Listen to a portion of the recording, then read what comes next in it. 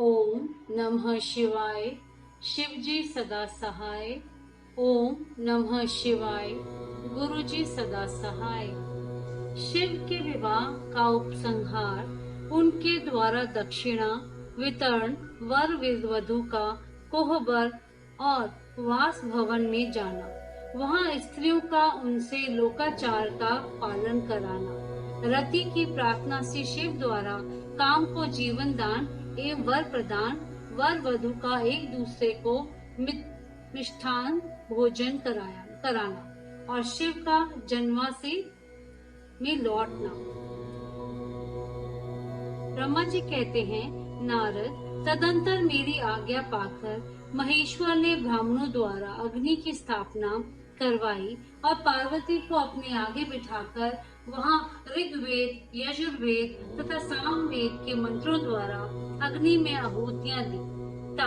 उस समय काली के भाई मैना ने लावा की अंजलि दी और काली तथा शिव दोनों ने आहुति देकर लोकाचार का आश्रय ले प्रसन्नता पूर्वक अग्निदेव की परिक्रमा की। नारद, तदंतर शिव की आज्ञा से मुनियों सहित मैंने शिव विवाह का शेष कार्य प्रसन्नता पूर्वक पूरा किया। फिर उन दोनों दंपति के मस्तक का अभिषेक हुआ। ब्राह्मणों ने उन्हें आदर पूर्वक ध्रुव का दर्शन कराया। तत्पश्चात हृदय लंबन का कार्य हुआ। फिर बड़े उत्साह के साथ सवतीत वाचन किया गया। इसके पश्चात ब्राह्मणों की आज्ञा से शिव ने शिवा के सिर में सिंदूर दान किया। उस समय गिरिराज नंदिनी उमा की शोभा अद्भुत और अवर्णनीय हो रही थी। फिर ब्राह्मणों के आदेश से वे शिव दंपति एक आसन पर विराजमान हो भक्तों के चित्त को आनंद देने वाली उत्तम शोभा पाने लगे।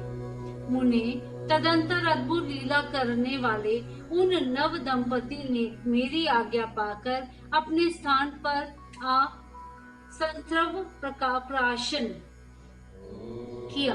इस प्रकार विधि पूर्वक उस वैवाहिक यज्ञ के पूर्ण हो जाने पर भगवान शिव ने मुझ लोक सृष्टा ब्रह्मा को पूर्ण पात्र दान किया। फिर शंभु ने आचार्य को गोदान किया। मंगलदायक जो बड़े बड़े दान बताए गए हैं वे भी सहर्ष संपन्न किए।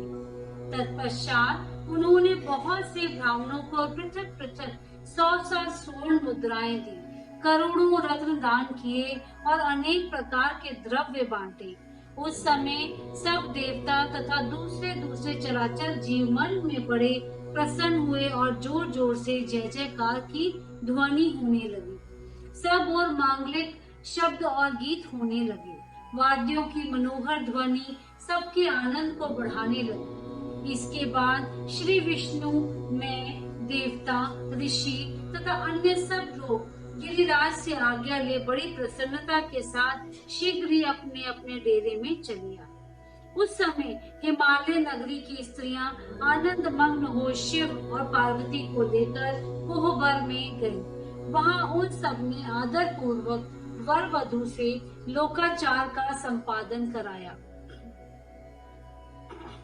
उस समय सब ओर परमानंददायक महान उत्साह छा रहा था। तदंतर वे स्त्रियां उन लोक कल्याणकारी दंपति को साथ ले परम दिव्य वास भवन कौतुकागार में गईं और वहां भी प्रसन्नता पूर्वक लोकाचार का संपादन किया। इसके बाद गिरिराज के नगर की स्त्रियों ने समीप आकर मंगल कृत्य करके उन नव दंपति को केली गृह में पहुंचाया और जय ध्वनि करती हुई उनके गठबंधन की गांठ खोलने आदि का कार्य संपन्न किया। उस समय उन नूतन दंपति को देखने के लिए 16 दिव्य नारियां बड़े आदर के साथ शीघ्रता पूर्वक वहां आईं। उनके नाम इस प्रकार हैं: सरस्वती, लक्ष्मी, सावित्री, गंगा, आदिति, शची, लोपामुद्रा, अरुंधति, अहल्या, तुलसी, स्वाहा, रोहिणी, पृथ्वी, शतरूपा, संज्ञा तथा रति। ये देवगान्याएं तथा मनोहारिणी देव कन्या, नाग कन्या और मुनि कन्याएं भी वहां आ पहुंची। वहाँ जितनी स्त्रियां उपस्थित थी, उन सबकी गणना करने में कौन समर्थ है। उनके दिए हुए रत्नमय सिंहासन पर भगवान शिव प्रसन्नता पूर्वक बैठे। उस समय उन्होंने शिव से नाना प्रकार की विनोदपूर्ण बातें कही। तदंतर प्रसन्नचित हुए महेश्वर ने अपनी पत्नी के साथ मिष्टान भोजन और आचमन करके कपूर डाला हुआ पान खाया। इसी अवसर पर अनुकूल समय जान प्रसन्न हुई रति ने दीन वत्सल्य भगवान शंकर से कहा, भगवान, पार्वती का पानी ग्रहण करके आपने अत्यंत दुर्लभ सौभाग्य प्राप्त किया है। बताइए, मेरे प्राणनाथ को जो सर्वथ रहित थे, आपने क्यों भस्म कर डाला। अब यहाँ मेरे पति को जीवित कीजिए और अपने अंतकरण में काम संबंधी व्यापार को जगाइए। आपको और मुझको जो समान रूप से वियोग जनित संताप प्राप्त हुआ है, उसे दूर कीजिए। महेश्वर, आपके इस विवाह उत्सव में सब लोग सुखी हुए हैं, केवल मैं ही अपने पति के बिना दुख में डूबी हुई हूँ। देव शंकर, प्रसन्न होइए और मुझे स्नात कीजिए। दीन बंधु, परम प्रभु, अपनी कही हुई बात को सत्य कीजिए। चराचर प्राणियों सहित तीनों लोकों में आपके सिवा दूसरा कौन है जो मेरे दुख का नाश करने में समर्थ हो। ऐसा जानकर आप मुझ पर दया कीजिए। दीनों पर दया करने वाले नाथ, सबको आनंद प्रदान करने वाले, अपने इस विवाहोत्सव में मुझे भी उत्सव संपन्न बनाइए। मेरे प्राणनाथ के जीवित होने पर भी ही अपनी प्रिया पार्वती के साथ अपना सुंदर विहार परिपूर्ण होगा। आपका सुंदर विहार परिपूर्ण होगा, इसमें संशय नहीं है। सर्वेश्वर, आप सब कुछ करने में समर्थ हैं, क्योंकि आप ही परमेश्वर हैं।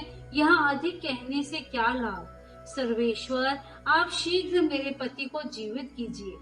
ऐसा कहकर रति ने गांठ में बंधा हुआ कामदेव के शरीर का भस्म शंभू को दे दिया और उनके सामने हा नाथ कहकर रोने लगी।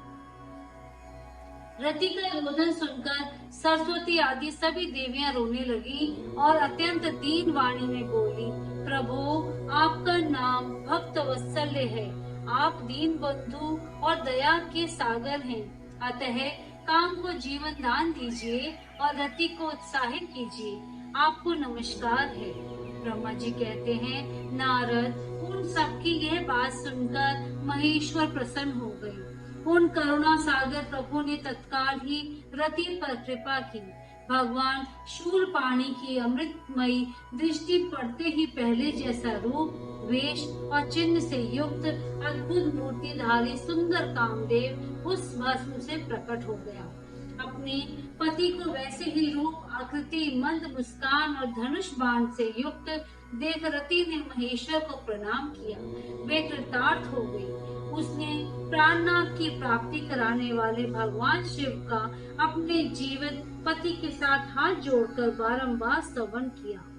पत्नी सहित कान की हुई स्तुति को सुनकर दया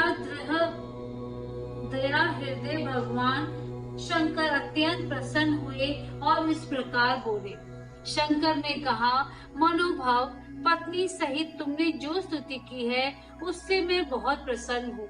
स्वयं प्रकट होने वाले काम, तुम वर मांगो, मैं तुम्हें मनोवांछित वस्तु दूंगा। शंभू का यह वचन सुनकर कामदेव महान आनंद में निमग्न हो गया और हाथ जोड़ मस्तक झुकाकर गदगद वाणी में बोला।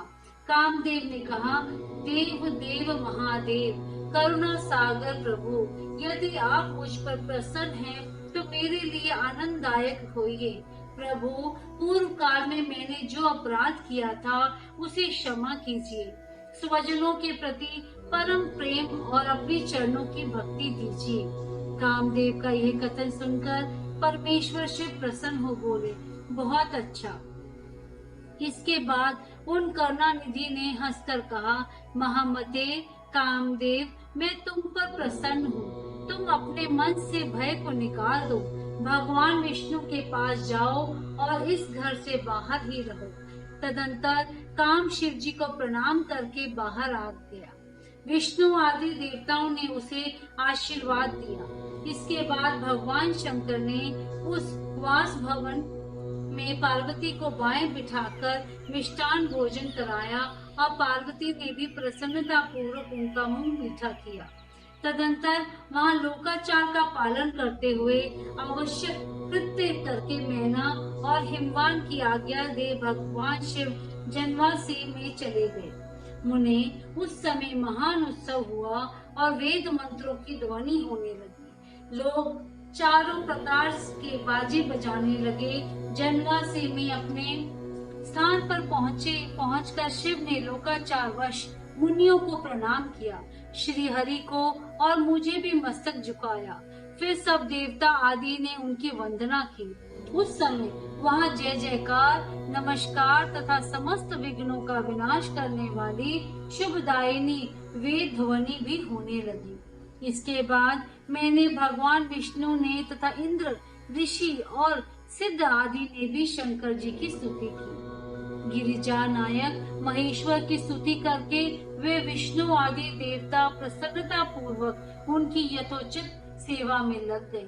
तत्पश्चात लीला पूर्वक शरीर धारण करने वाले महेश्वर शंभु ने उन सब को सम्मान दिया। फिर उन परमेश्वर की आज्ञा पाकर वे विष्णु आदि देवता अत्यंत प्रसन्न हो अपने अपने विश्राम स्थान को गए। अध्याय 39, 50 और 51 समाप्त।